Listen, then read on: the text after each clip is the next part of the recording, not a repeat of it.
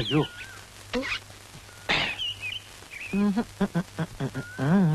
പാപ്പൻചേട്ടന്റെ photo പത്രത്തിലുണ്ട്. നോക്കിയേ, മന്ത്രിയുടെ അടുത്ത്. ഈ പത്രക്കാരെ കൂടി ഞാൻ തോറ്റു. ഇങ്ങനെ ഡിസ്റ്റർബ് ചെയ്യോ? എന്നാ ഇതെന്തിനാ എനിക്ക് കൊണ്ട് തേച്ചോടാ. ഇത് എന്റെ ഒരു സന്തോഷത്തിനല്ലേ. നിന്റെ അപ്പനൊക്കെ ചെയ്ത് ശീലാത്ത ചെയ്തോളാൻ പറയും. പൊക്കോ. ഇത് ഭയങ്കര അത്ഭുതം തന്നെയാണ് കേട്ടോ. നമ്മളെല്ലാരും വളരെ ക്ലിയർ ആയിട്ടുണ്ട്. സുന്ദരശം മാത്രം ഇത് കുന്തം പോലെ ആയി പോയത്. അത് കുന്തം പോലെയല്ല, അത് കുന്തം തന്നെയാണ്. സുന്ദരേശൻ അതിനകത്ത് ഇല്ലാതുക്ക. നേരെ തന്നെ. അവൾ അത് ഇത്ര കഷ്ടായി പോയിട്ടോ. ഓൻ എത്ര വിഷമം ഉണ്ടാവൂലേ? പോട്ടട സുന്ദരേശ, നിന്നെപ്പോലെ വിഷമം എനിക്കുണ്ട്. തോക്കറാവക്കച്ച, ഈ പാപ്പച്ച ഇത്ര ഇവിടെ ഇങ്ങോട്ട് നീങ്ങിയിരുന്നെങ്കിൽ എന്റെ ഫോട്ടോ ഇവിടെ വരുമായിരുന്നില്ലേ?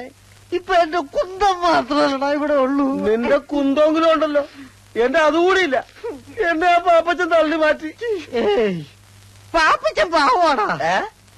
ആ കുറിപ്പാണ് ഇതിന് കാരണക്കാരൻ.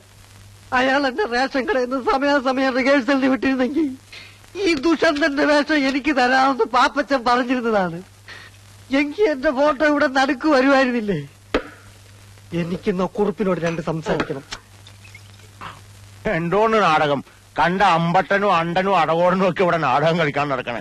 ഇവനെയൊക്കെ വള്ളിച്ചൂടിൽ അടിക്കാൻ ഇവിടെ ആളില്ലാഞ്ഞിട്ടാ. അടിക്കാൻ ഇങ്ങോട്ട് വാടാ പുല്ലേ. ഞങ്ങളിൽ ഒന്നിനെ തൊട്ടാലേ തൊട്ടവൻ നാറും, റേഷൻ അരിയേക്കാളും നാറും. ഞങ്ങളെ മുഖ്യമന്ത്രിയായിട്ട് അടുപ്പമുള്ളവരാ. തന്റെ ലൈസൻസ് വേണമെങ്കിൽ ഞാൻ ക്യാൻസൽ ചെയ്യിക്കും. സുന്ദര താൻ ജോലി എന്നില്ലെങ്കിൽ എനിക്ക് പുല്ലാണോ? ചായം തേച്ച് അഭിനയിക്കാൻ നല്ല ഭംഗിയുള്ളൊരു മുഖവും നല്ല ആരോഗ്യമുള്ള ശരീരവും ദൈവം എനിക്ക് തന്നിട്ടുണ്ട്.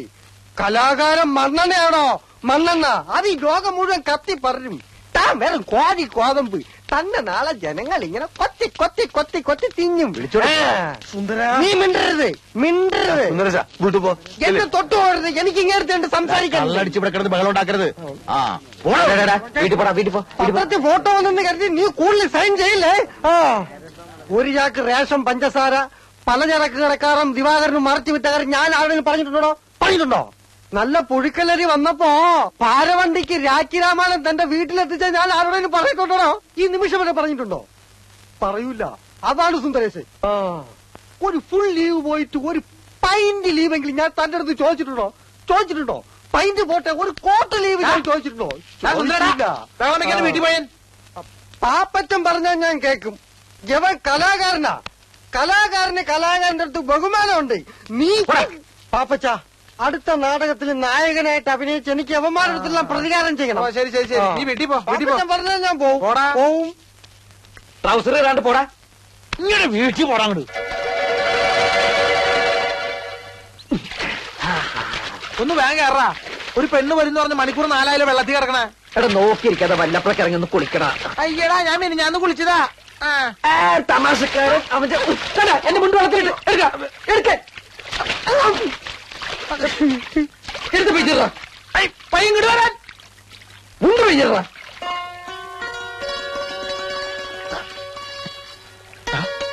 പെണ്ണ് വരണേ.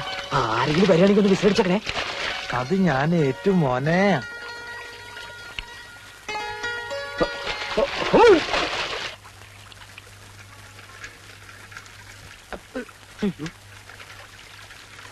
ദൈവമേ, ഇപ്പൊ അവൻ പൊന്തിയ ശവം പൊന്തിയതിന് തുല്യാവും.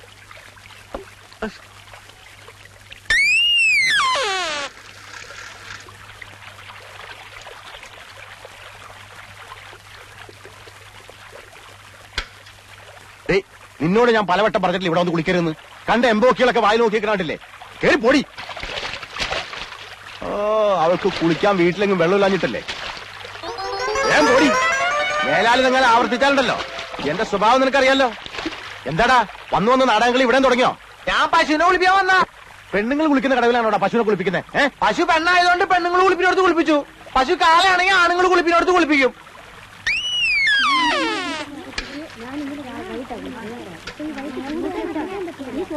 പാപ്പച്ച, പാപ്പച്ച, എന്താടാ പാപ്പച്ചന്റെ അമ്മ. അമ്മ? അയ്യോ ഭയങ്കര കഷ്ടമായി പോയി. കർത്താവേ, എന്റെ അമ്മയ്ക്ക് എന്താ പറ്റിയ? കുറച്ചു നേരം ആയുള്ളൂ. പാപ്പച്ചൻ വേഗം അങ്ങോട്ട് ചെല്ലും. എന്താ പറ്റിയെന്ന് വെച്ചാൽ പറയടാ. വിഷമിക്കാനൊന്നുമില്ല. പള്ളിയിൽ വെച്ച അന്ത്യകൂദാശ. പാപ്പച്ചൻ നിക്ക്, മുഴുവൻ പറയട്ടെ.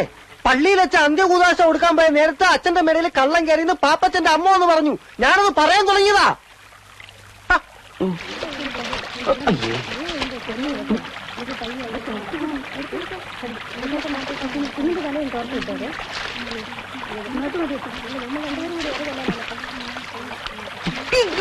ഈ മീനിക്ക് ഇടാക്കേണ്ട സ്ഥലം ഏത് സമയത്ത് തോന്നിയതാണ് അവ കുളിക്കാൻ അറിഞ്ഞ. കാലനും കലികാലം കൊള്ളാം. നല്ല കാച്ചിങ് ടൈറ്റിൽ.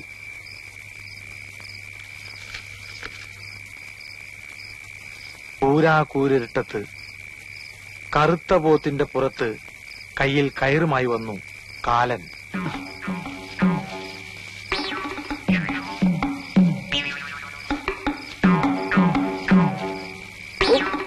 പാപ്പച്ച, പാപ്പച്ച, ആരാ? നിന്റെ കാലൻ ഒന്നിറക്കി വേടാ. കാലനോ? ഇത്ര പെട്ടെന്ന് വന്നോ?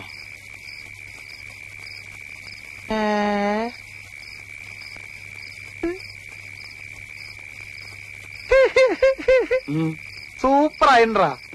നിന്നെ ഈ വേഷത്തിൽ കണ്ടപ്പോൾ എനിക്കൊരു ഐഡിയ തോന്നിയത്, നിന്നെ നായകനാക്കിട്ട് ഒരു ആദിവാസി നാടകം എഴുതിയാലോ എന്ന്. എന്റെ വായിലേക്ക് കേൾക്കരുത്. ഇപ്പൊ മുണ്ടെടുത്തിട്ടോടാ.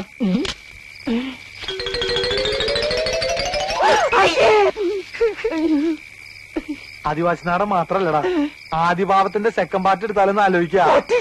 പാപ്പി എന്നെ മുണ്ട് പോവല്ലേ? എടാ പാപ്പി, അമ്മ അങ്ങോട്ട് പോ. അമ്മ അങ്ങോട്ട് വരില്ലട്ടോ. ഇങ്ങോട്ട് വരില്ല അമ്മേ. ഏത് പെണ്ണാടാ ഓടിപ്പോയത്? എന്റെ കർത്താവ് ഈശോ മിശിഹായെ, ഈ കുരുത്തം കെട്ടോ 7-ാം പ്രമാണം തെറ്റിക്കാൻ തുടങ്ങിയില്ലോ. മോഷണത്തെക്കാളും മദ്യപാനത്തെക്കാളും വലിയ പാപമാണ് വ്യഭിചാരം. അച്ചോ ഞാൻ വേണ്ട, ഒന്നും പറയണ്ട. നിന്റെ അമ്മ വളരെ ഡീറ്റെയിൽ ആയിട്ട് എന്നോടെല്ലാം പറഞ്ഞിട്ടുള്ളതാണ്. വ്യഭിചാരം ചെയ്യുന്നതിനുള്ള ശിക്ഷ എന്താണെന്ന് എനിക്കറിയാവൂ. അച്ഛൻ പറയാതെ ഞാനങ്ങനെ ആ കേട്ടോ, നരകത്തിന്റെ നടുക്കൊരു മുള്ളുമുറുക്കുണ്ട്. നിന്നെ പോലുള്ള മഹാപാപികളെ ആ മുറുക്കി കയറ്റി നഗ്നരാക്കി താഴേക്ക് ഊർത്തുവിടും. മനസ്സിലായോ? എന്താടാ ചിരിക്കണത്? അല്ല, ഈ പാവികളെല്ലാം ഊർന്നിറങ്ങിയപ്പോ മുരുക്കിന്റെ മുള്ളല്ല ഇപ്പൊ തേഞ്ഞ് ഒരുമാതിരി മെഴുമെഴുന്നായിണ്ടാവും. പണ്ടാരാണ്ടോ പറഞ്ഞ പോലെയാ നിന്റെ കാര്യം. എന്തിനാണപ്പാ എന്നെ തല്ലണ? ഞാൻ ഏതായാലും ഗുണം പിടിക്കില്ല. എടാ, നിന്നോട് എത്ര നാളായി ഞാൻ പറയണു പെരുന്നാളിന് വേണ്ടി ഒരു നാടകം എഴുതരാൻ. നിനക്ക് ശകുന്തളി ദുഷ്യന്തനും മതിയല്ലോ. കർത്താവിനെ മറന്നുള്ള കളി ശരിയല്ല പാപ്പച്ച. അച്ഛൻ ഈ ബൈബിൾ നാടകം എന്നൊക്കെ പറഞ്ഞ ഭയങ്കര കാശുകളുള്ള പരിപാടിയാ. മാത്രല്ല അമ്പല കമ്മിറ്റിക്കാരും ബുക്ക് ചെയ്യൂല. പിന്നെ പള്ളിക്ക് വല്ല ഗാനമേള മിമിക്രിയൊക്കെ മതിയല്ലോ. വേണ്ട വേണ്ട, വിസ്തരിക്കണ്ട. നിന്നെ കൊണ്ട് സാധിക്കില്ല. അത് തന്നെ കാര്യം. കാരണം ബൈബിള് വായിച്ചിരിക്കണം. അതില്ലല്ലോ. ശരി, ഞാൻ ഏതായാലും ഒരു നാടകം എഴുതിയിട്ടുണ്ട്. ഓ, നിന്റെ കൂട്ടുകാരെല്ലാം വിളിച്ചോണ്ട് പോവാ. നമുക്ക് റിഹേഴ്സൽ തുടങ്ങാം. കർത്താവേ,